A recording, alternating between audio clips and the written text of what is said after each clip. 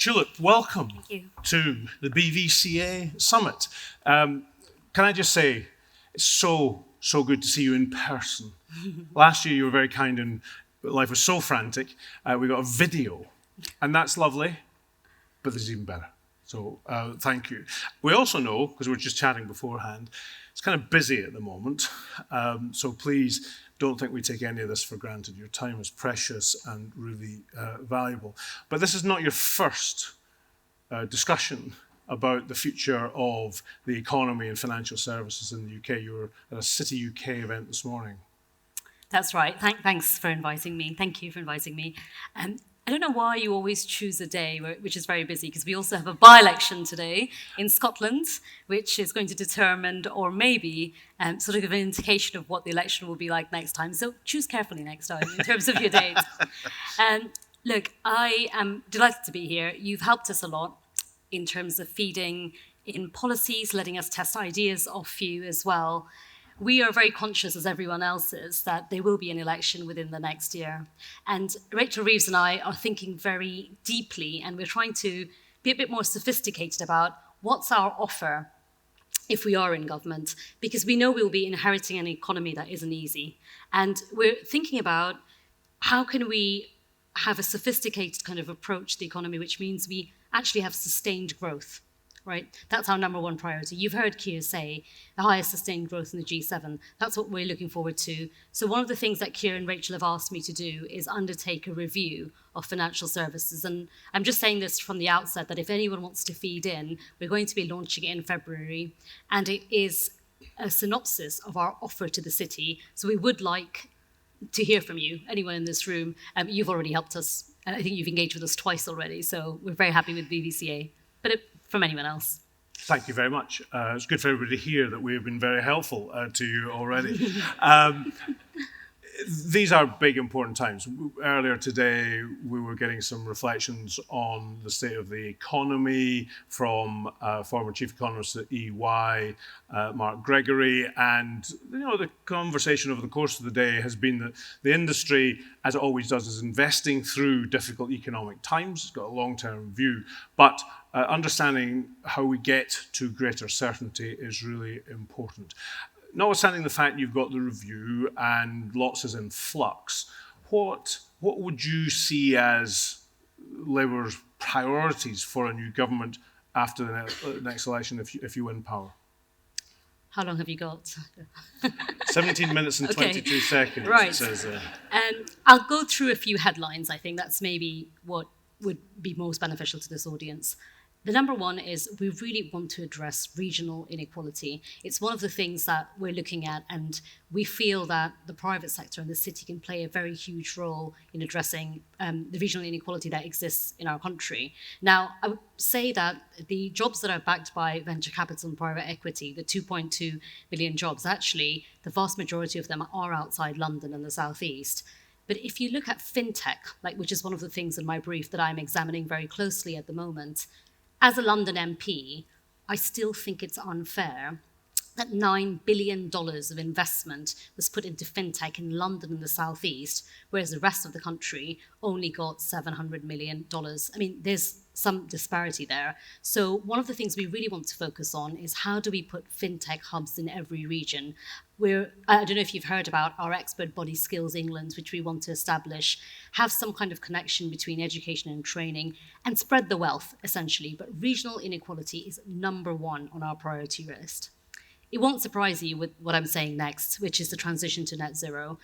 It dominates every conversation we have in Shadow Treasury. So you've heard about our Green Prosperity Plan, you've heard about us borrowing to invest, and then in the second half of the Parliament, getting to £28 billion. And this is a whirlwind tour, just so you know, but regional equality, green finance, we're very conscious of the fact that we want this to be the country where you start and grow a business, and we want this country to be a listings destination. We're worried in Shadow Treasury about the fact that Arms Holding, which is a UK tech success story, chose to float in New York, not in London. I mean, we want to get to the bottom of this and make sure we maintain competitive on the global stage, but that we're a leading financial centre. And then I can't ever come to anything in the city now without mentioning AI. And there's a lot of talk about AI in our Shadow Treasury team as well. And, we can elaborate later if you're interested. And I'll just end with one thing, because it may not be directly relevant to my brief in the city, but we are talking a lot about reforming planning law, because we feel like if you want to build more houses, you want to reach net zero, you want to talk about home insulation, which are all the things we're doing, we can't work with the archaic planning system for housing that we have in the country at the moment. So there are big plans to reform that, to talk about how we rebalance the power between communities and speculative buying, and about compulsory land purchase. So a lot going on in planning, which I think directly impacts the work that we want to do with climate change and net zero. It's a really exciting agenda, and it is pretty comprehensive and very good of you to put it into a nice, neat summary like that. We'd certainly endorse the point you make about investing outside London and the South East, and that's been a real success story for the industry over time. We did a session with Andy Burnham, the Mayor of Greater Manchester, recently, and that's actually got the largest hub of private capital expertise in the UK outside London, and it's a huge thriving sector. Our chair, Gary Wilson, his firm Endless have a base there as well as in Leeds. So there's a lot going on there. A lot of the focus in the last few days politically obviously has been about infrastructure projects, but actually transforming the main economy of the UK is going to be a major challenge. You mentioned skills, you mentioned planning. Are those the two key planks in terms of what government can do, or what else would you have in mind? Skills and planning, obviously, are key. But I think if I elaborate a bit on climate change, which is the one thing we really want to focus on if we are in government, for me, I feel that climate change now poses probably the biggest economic and moral challenge of my lifetime and your lifetime.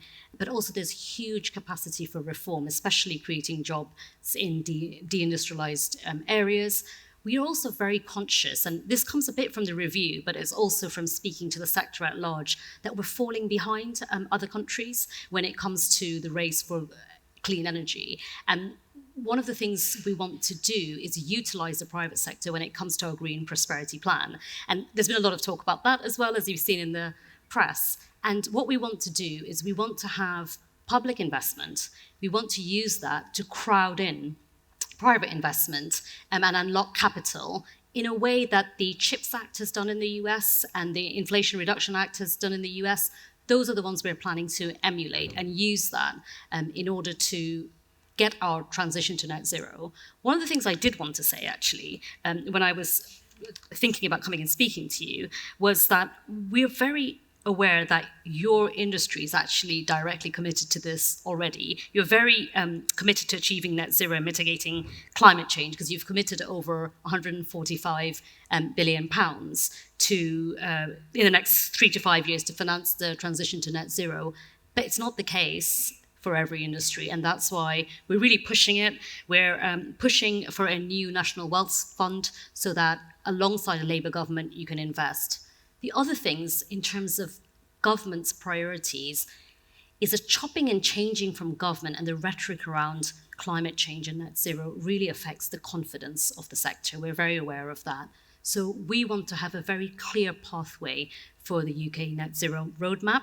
We want to have a green taxonomy laid out from as soon as if we win the election, obviously to caveat that, obviously. But we also want to look at sustainability disclosure requirements in line with international standards. I mean, these are the things we really want to focus on, and we feel like, as a government, that's our duty, and I don't feel it's happening right now. And the sort of wishy-washy focus on green transition undermines people's confidence to invest, and that's what we're worried about. That's what the sector is saying to us. I don't know if that's what you've heard as well. Well, I think that what we have seen is that over the last 3 or 4 years, the amount of capital committed to the green transition has indeed increased exponentially. And what we're proud of in this industry is that because it's an active ownership model, the connection between the investors in this room and actually delivering through the companies they invest in is really, really close. It's not just buying a share that somebody else is then managing in boards that have nothing to do with the shareholders. All of these investors here and the institutional investors who back them are committed to that very hands-on approach. So we're looking at both advancing the solutions to climate change, so whether it's venture or mid-market PE or some of the largest private equity firms in the world, all trying to finance the solutions or in companies, or adapting the existing portfolios. It comes back to that point I made before. You want to ensure that the everyday business is on that journey as much as anybody else. One of the things that everybody here looks for, however, in that context is a little bit of certainty around the direction of travel on policy. So the aspirational targets are really, really important, and you've set those out. How able will you be, do you believe, to set out frameworks for these policy areas such that people here will be able to say, right, that is, we can put 5 years investment or 10 years investment into that area because Labour have told us that's for sure. Yeah, I think the questions about do we start from scratch if we come into government or do we build on existing reforms are very legitimate questions from the sector, and it's coming up quite a lot. So the Financial Services Markets Bill, which I took through Parliament from my side and shadowed Andrew Griffiths on, we backed that. I'm sure you know we backed that fully. There's things I pushed back on, like the intervention power, which eventually went. But largely, the bill ended up being where I wanted it to be. And we are committed to delivering all the legislation that we passed. For example, reforms to Solvency II.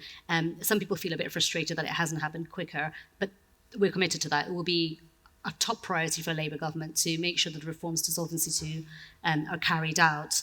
The future regulatory framework, which I know you've contributed to and a lot of people in this room have, we will build on that. We will build on those reforms.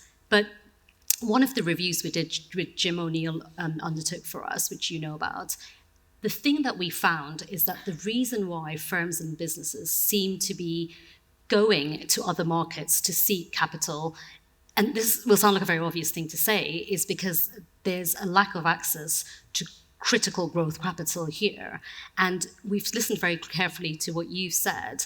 And one of the reasons is because compared to our peers, we actually get relatively little patient capital funding from pension funds, right? And again, like, I'm not just saying this to make you happy. We have actually listened to what you said in terms of encouraging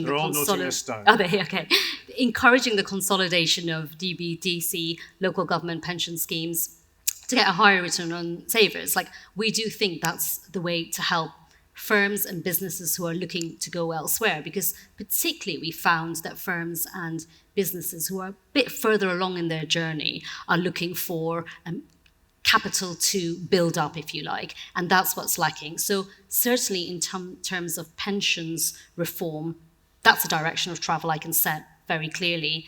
I would say something though. I don't think it's as simple as just encouraging consolidation. I think generally we need a cultural reset when we think about pension funds. We need a cultural reset when we think about the link to investment and high growth investment, because we're not incentivizing people like pension trustees to really go and invest in private capital. We're not doing that at the moment. And just before I came here with City UK, there was a big conversation about, I don't have any incentive, it is too risky. And I think the direction of travel that we follow has to take that into account so that we don't fall behind. We have the City UK on our list of people to talk to. We actually talk to them all the time, but you're right. There is an attitude change, a cultural change that we're keen to see. Now, you've not explicitly mentioned it, but a lot of what you're talking about was highlighted by the current government in the Chancellor's Mansion House speech earlier this summer. We inferred from the lack of kind of controversy after his statement that it might be fair to say that the opposition supported the principle of the compact, which is ring fencing 5% of funds under management by 2030, which the government calculates is about £50 billion of additional investment. Can I just maybe ask this explicitly? Do you support the principles of what lies behind that? And were you to be the government in a year's time or so, would you continue that direction of travel? We were closely aligned with what was ultimately in the Mansion House speech. Yes, I think we did come to an agreement where we would have landed where the government's landed. Maybe not exactly, but more or less. I think we had some questions, it's fair to say, and there were some gaps which we would have liked to have clarity on. And there are things that we hope the Chancellor will address in the autumn statement. One of the things that we would like to know is that the pension funds are increasing their investment in UK equities rather than overseas. We just wanted to know a bit more from the Chancellor, and we did actually ask him in the chamber, but like a politician, he didn't answer. So surely not.